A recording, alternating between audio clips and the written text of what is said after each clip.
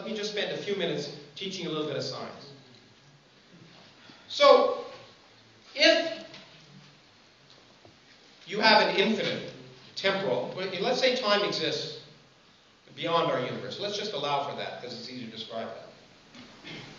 And let's say our universe, a universe can, given the laws of nature, spontaneously come into existence. Okay? Then it will come into existence. It will come into existence at some time. And the fact that it came into existence at that time need not have any reason.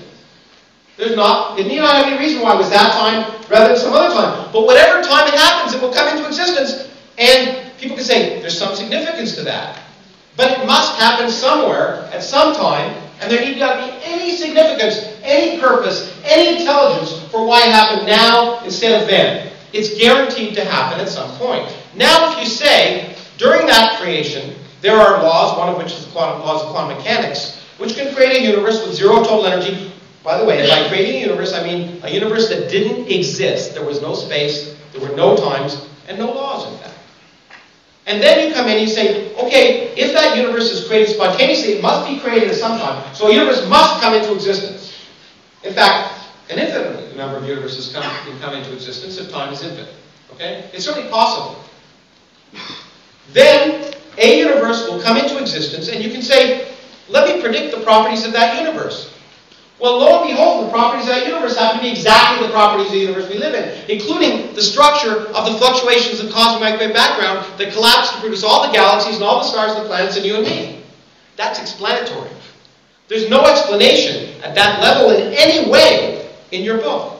So the explanation of a universe that could come into existence from nothing without any purpose, without any planning, without any reason is explanatory. Now, lest I be misconstrued, that is just plausible.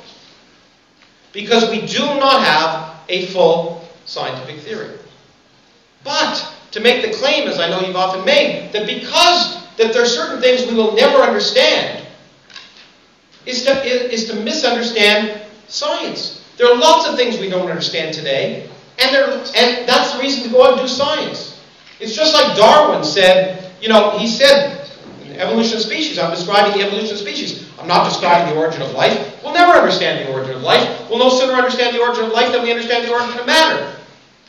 Well, of course, he didn't realize that we'd have to one day understand the origin of matter. Just as I expect in your lifetime and my lifetime, we'll understand the origin of life. We'll understand how chemistry turns into biology. By doing experiments, testing, and not forcing our predilection that it's impossible. I had a debate recently where somebody said, it's impossible for non-life to turn into life. Well, that's a nice statement. It's a nice belief. And it's a belief you can have, but it's a belief that can be wrong. And that's the great thing about science, which you can call atheism if you wish, is you're willing to change your beliefs. You're not assuming the answers before you ask the question. You're not assuming you know what's divinely right just because you interpret a certain book to mean a certain thing, and someone else may interpret it to mean something else. You will agree there are different interpretations of every book, including the Bible and the Quran. And so, to presume that you know divine truth before you've asked the universe is not sensible. And I don't think I'll take any more time.